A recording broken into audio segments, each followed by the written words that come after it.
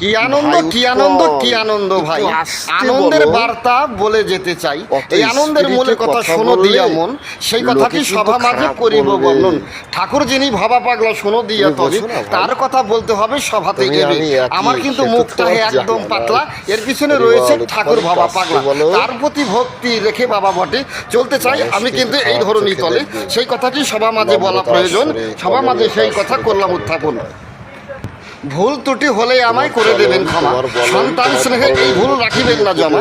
এইটুকু বলে গেলাম সভ্য সবার ঠাই, প্রথমবারে এইখানেতে শেষ করিতে চাই। এই যে বিধান সেই ভাইরাল ভাই, তার কথা বলতে গেলে মনে রেখো তবে, সন্ধে সন্ধে কত কিন্তু কথা আমার আসে। এই সন্ধ্যের পিছনে একটাই কারণ, আপনারা সেই কথা করতেছি বর্ণন। আপনারা ভিডিওখানা দেখে ভিউজখানা বাড়িয়েছেন এই ধরনের তলে, যার জন্য মনে আমার ছন্দ আসে, সেই কথাটি বলে গেলাম সভ্য সবার পাশে।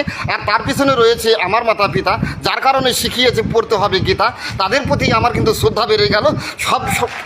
সবাই মিলে একবার হরি হরি বলো, তবেই আর কেন আমি বেশি বলতে যাই, আমার মতন ভাব আমি শেষ করিতে চাই।